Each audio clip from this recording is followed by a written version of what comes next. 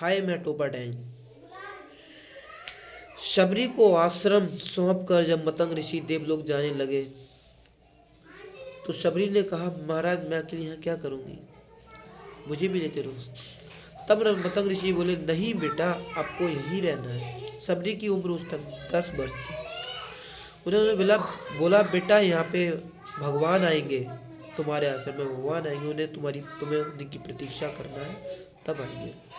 शबरी ने बोला, महाराज कब आएंगे वो, मैं कब तक उनकी प्रतीक्षा करूं।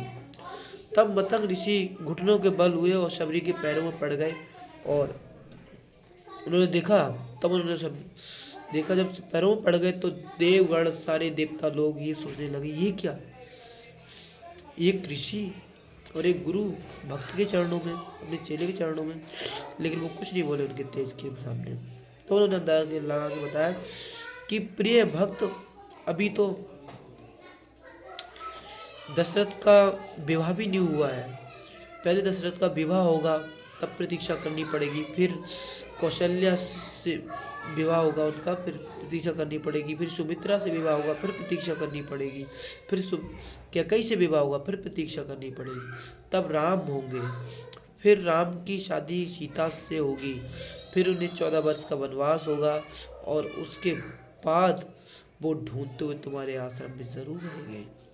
इतनी बात सुनकर शबरी ने कहा, मैं इतना लंबा इंतजार करूंगी गुरुजी, कब तक, मुझे तुम्हें करना पड़ेगा, हमेशा उनके इंतजार में करना पड़ेगा, प्रभु जरूर आएंगे इधर को और तुमसे जरूर मिलने आएंगे। ये बात सुनकर शबरी रोने लगी। गुरुजी ने समझाया कि तुम यहीं रुको, प्रभु जरूर आएंगे। उनके जाने के बाद शबरी इंतजार करती रही, सालों साल वहाँ तक अपनी कुटिया से काफ़ी दूर तक फूल बिछाती, फिर उन्हें हटाती, फिर नए फूल बिछाती, फिर हटाती, रोज़ रोज़ नए, यही क्रम था कि भगवान मेरे ज़रूर आएंगे। इंतजार करती रही, काफ़ी टाइम निकल गया। उसके बाद भगवान आए।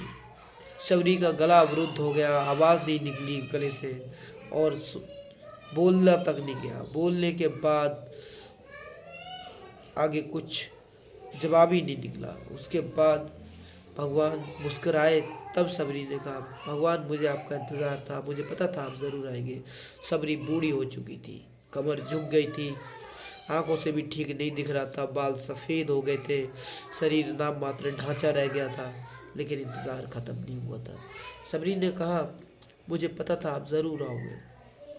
एक बंदर का बच्चा जिस तरह अपनी माँ के पेट पर पकड़े रहता है, उसे पता होता है कि मेरी माँ मुझे ज़रूर बचा लेगी, बस मुझे पेट नहीं छोड़ना है, उसी हिसाब से शबरी ने अपना आश्रम नहीं छोड़ा। जिस प्रकार बिल्ली का बच्चा सब कुछ अपनी माँ पे छोड़ देता है कि मेरी माँ मुझे ज़रूर बचाएगी, बिल्ली जिस तरह अपने बच्चे को घर घर मुँह में लेके घूमती रहती है, उसे पता होता है कि मैं अपने बच्चे को बचा लूँगी। उसी हिसाब से उन्होंने बोला, भगवान ज़रूर आओगे, ज़रूर आओ, भगवान ज़रूर आए।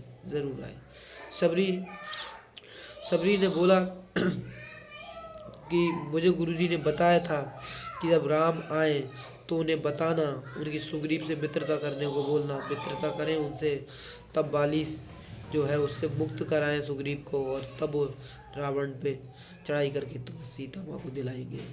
और शबरी ने तमाम बातों पूरा उन्हें बताया। फिर उन्हें झूठे बेर खिलाए, जो राम की माताओं ने उन्हें अपना झूठा नहीं खिलाया, अपने आगे का झूठा नहीं खिलाया, वो उन्होंने शबरी के झूठे बेर खाए। तिथि थी, ये सब होना था, कुदरत का खेल था, सब होना था, सब हुआ और शबरी ने इंतजार किया। उसी हिसाब से मादर चोदो, आपको भी इंतजार करना पड़ेगा। आप ये जल्दीबाजी नहीं कर सकते किसी काम को।